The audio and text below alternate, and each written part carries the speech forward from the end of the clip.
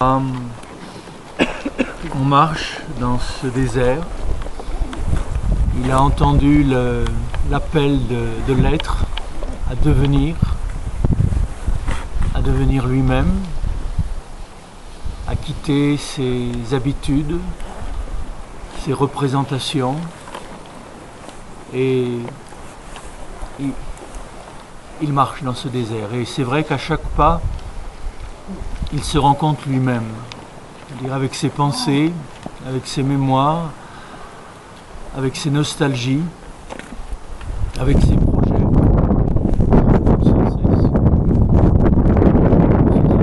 Pour aller au-delà, au-dedans de lui-même. Il rencontre aussi l'autre, il rencontre Melchisédek, le grand prêtre qui fait le pont entre le ciel et la terre. Avec Melchisédek, il reconnaît le créateur, l'origine, le principe de tout ce qui vit et respire, l'information qui donne à tout ce qui est d'être ainsi. Et il continue son chemin, après avoir partagé le pain et le vin. Et là, il s'approche de Sodome et Gomorrhe. Et le texte biblique nous dit que Sodome et Gomorrhe, eh bien, c'est un lieu où règne la violence, où règne le mépris, l'exploitation de l'être humain par l'être humain. Et que cela a des conséquences. On récolte ce qu'on sème. Là, ce texte que l'on va méditer ce matin, c'est effectivement une méditation sur ce qu'on appelle le karma. L'enchaînement des causes et des effets. On pose tel acte, ça a des conséquences. Et là, les conséquences, ça va être la destruction de Sodome et Gomorrhe.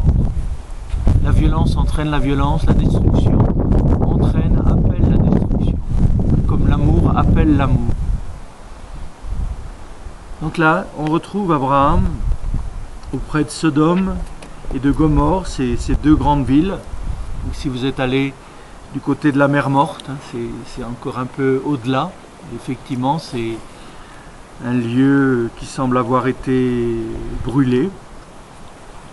Et là, Abraham, quelle va être sa réaction? Quelle peut être notre réaction devant le monde, devant la violence, devant ce qui se passe, à la fois en nous et en dehors de nous, dans toutes ces villes que nous connaissons?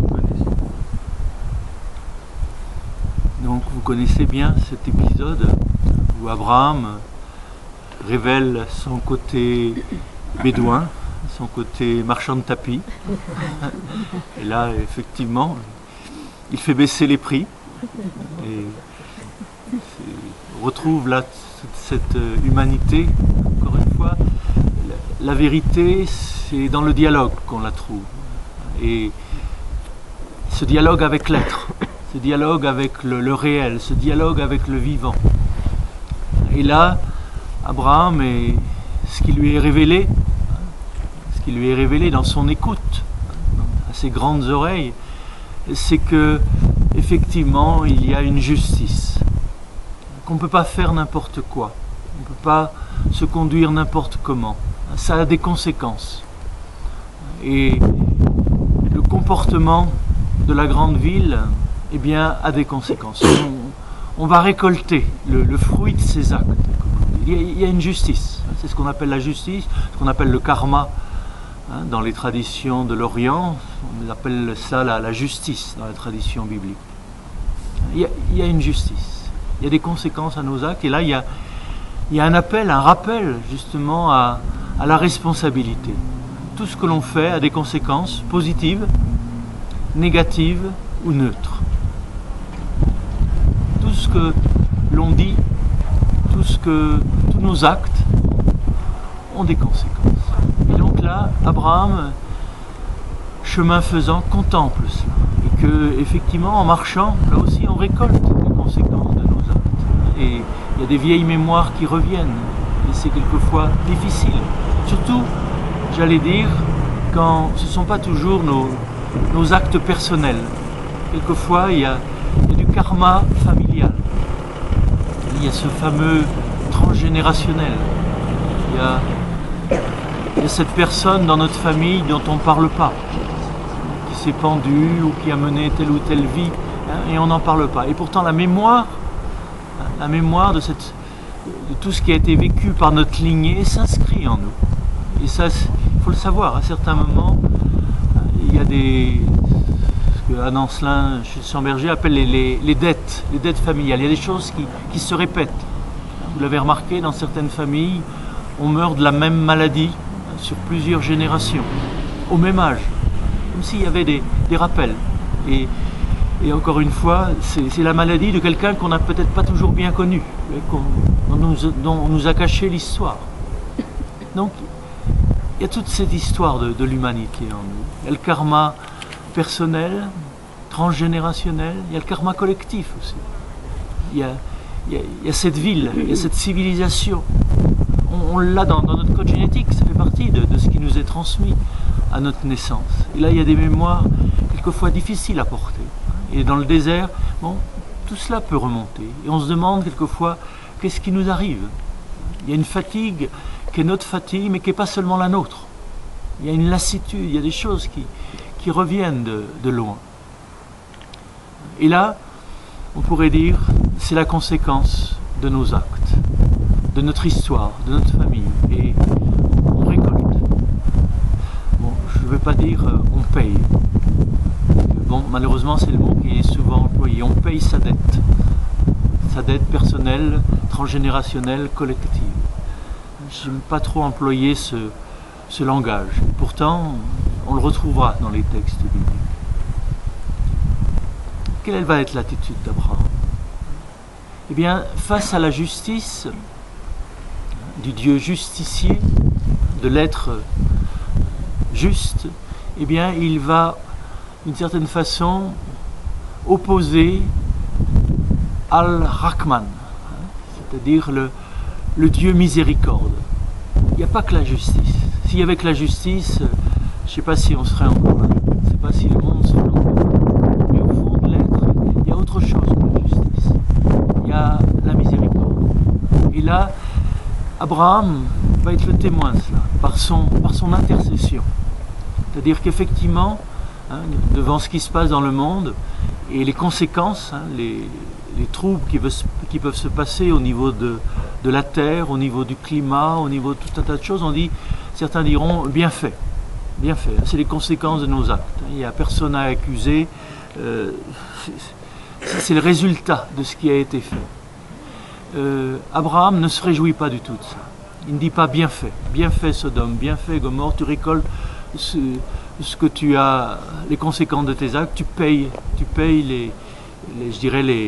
les frais. Non, il intercède. Et ça, je crois que c'est un autre niveau de conscience que l'on peut rejoindre en nous.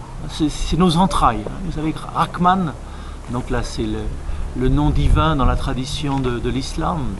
Rahman, on le retrouve aussi dans la racine du mot miséricorde en hébreu. C'est la matrice. C'est pour ça que avec Chouraki, j'aimais bien traduire bienheureux les miséricordieux. Il traduisait ça, bienheureux les matriciels. Bienheureux ceux qui ont une matrice. Donc là, c'est un nom divin, on pourrait dire, avec des qualités féminines. Dieu, c'est une matrice. Dieu, c'est une mère. Et une mère n'a aucun plaisir à voir la destruction de ses enfants. Même si ses enfants, eh bien, ils ont commis toutes sortes d'actes, toutes sortes de crimes et autres. Je suis peut-être la mère d'un criminel, mais ce criminel, c'est mon fils. Ça, c'est le langage, on pourrait dire, des entrailles, de la matrice, qui est lucide. Mon fils est un criminel, je sais ce qu'il a fait. Et je sais aussi que c'est mon fils. Que quelque part, c'est moi-même. Que je prends en moi quelque chose de ces actes. Et là, on est dans la pratique, je dirais, de l'intercession. La prière, non seulement, je dirais, de la contemplation, de la connaissance, de la reconnaissance qu'on évoquait hier, mais la prière des entrailles, la prière du cœur. Le cœur dans le sens biblique, c'est le cœur des entrailles, c'est le cœur de la mère, c'est le cœur de la matrice. Et là, Abraham va intercéder. Et au passage, on apprend que l'importance de quelques êtres humains qu'on appelle des justes. Le mot juste, qu'est-ce que c'est qu'un juste? C'est quelqu'un qui est ajusté. Comme il y a la note juste en musique, quelqu'un qui est ajusté à, je dirais, à l'harmonie du cosmos et qui est en harmonie avec la source de l'être. Et là, ce qui nous est dit, c'est qu'il suffit de 10 justes, et peut-être même d'un seul, pour que ce lien entre le ciel et la terre ne soit pas coupé. Pour que ce lien entre la source et le fleuve ne soit pas coupé. Encore une fois, le juste, c'est comme Melchisédek, c'est celui qui fait le lien, celui qui fait le pont entre le créé et l'incréé. Et là, vous voyez toute l'importance de la prière. Je crois que notre vie, la vie du monde, peut-être, et ça c'est quelque chose qu'on retrouve dans toutes les traditions, on dit que le monde subsiste encore grâce à la prière des 7 justes. Là, on emploie le chiffre 7, qui est un chiffre de plénitude. Il y a 7 justes dans le monde, des hommes, des femmes qu'on ne connaît pas. Et que leur prière tient ensemble le créé et l'incréé, fait le lien. Donc là, il y a une dimension physique, cosmologique de la prière, c'est de l'énergie. Vous vous souvenez encore aujourd'hui, avec tous nos moyens techniques, on peut effectivement mesurer un certain nombre de longueurs d'onde, et que la prière, effectivement, c'est une énergie qui nous relie à la source de la vie, et qui peut intercéder. Ça fait partie de notre capacité, la capacité d'intercession. Et que peut-être c'est une façon de marcher aussi dans le désert. On marche vers soi-même, pour nous-mêmes. Il y a dans cette ouverture, dans cette élévation qu'on évoquait hier. Mais on peut aussi marcher pour quelqu'un qui ne peut plus marcher. Notre marche peut avoir une dimension d'intercession, une dimension d'offrande. C'est-à-dire ce que l'on fait, ce que l'on respire, tout cela, on peut l'offrir aussi pour la vie de quelqu'un qui nous a été confié, ou quelqu'un qui nous a demandé avant de partir dans le désert, prie pour moi, dans le silence, prie pour moi dans ces lieux où tu te retrouveras face à face, non seulement avec toi-même, mais avec la source de toi-même, et avec la source de tout ce qui existe. C'est le moment, dans ce contact quasiment physique, dans le souffle, avec la présence de l'être, d'intercéder pour ce qu'on a dans le sang. Je crois que pour nos familles, et qui reviennent, toutes ces histoires qui reviennent en marchant, et intercéder aussi pour cette terre, pour ce monde. Là, on est dans l'attitude d'Abraham. C'est pas l'attitude, après tout, ils récoltent ce qu'ils ont semé. La violence entraîne la destruction et bientôt le monde va disparaître. Non seulement à cause de la loi de l'entropie qu'on évoquait hier, mais à cause de la folie de notre comportement, des conséquences écologiques et autres. Ça, c'est inéluctable. Il y a une justice. Eh bien, il y a quelque chose en nous qui dit non. Il y a peut-être quelque chose qui peut changer. L'homme n'est pas parfait, il est perfectible. Il peut se transformer. Il y a cette possibilité. Donc, au chemin, c'est peut-être le moment de retrouver ce grand Dieu, cette grande qualité d'être, Al-Rahman, la miséricorde, le miséricordieux, celui qui intercède, celui qui est juste, celui qui n'évite pas le karma, l'enchaînement des causes et des effets, mais qui croit que le pardon est possible. Pour certains, c'est très difficile. On reviendra sur ce thème du pardon. Il y a des choses impardonnables. Et la justice en nous réclame la vengeance. Sentez bien, la vengeance, c'est pas toujours quelque chose de mesquin, mais c'est pas possible. que des pervers continuent à mener le monde, ou que telle ou telle attitude de violence, de manipulation continue à dominer. Vous sentez bien en nous, le chant des psaumes, c'est pas possible que ça continue comme ça. C'est la colère. Et chemin faisant, il y a des colères qui remontent, des grandes colères, parce qu'on a été maltraités, on nous a menti, on nous a trompés, on nous a raconté des histoires, que ce soit au niveau, je dirais, personnel, familial, religieux ou autre, on s'est fait avoir. Et il y a de la colère en nous. Et c'est bon qu'elle remonte. Il faut peut-être aller, je dirais, pour pardonner vraiment, il faut peut-être avoir dit sa colère. Le pardon, il vient après. Quelquefois, on parle trop vite du pardon, de la miséricorde. On parle trop vite de ces entrailles de miséricorde. Mais ces entrailles, en nous, on a le ventre plein de cris, plein de mépris, de dégoût, de fatigue et de colère. Et ça, il faut le savoir, que ça nous ronge les entrailles et le cœur. Donc à certains moments, peut-être de savoir l'exprimer personnellement ou dans un moment de solitude, de le cracher, de déposer une pierre. Et plus profond que la justice, découvrir qu'il y a la miséricorde. Que le fond de l'être est doux. Que le fond de l'être est bon. Que le fond de l'être non seulement est don, mais il est pardon. Au-delà du don, plus que du don. Et ça, encore une fois, il ne faut pas en parler seulement, il s'agit de le découvrir. Et découvrir qu'à certains moments, c'est mystérieux. On a exprimé sa colère, son désir de vengeance, son cri devant l'injustice. Et puis tout d'un coup, il y a une bonté qui monte en nous.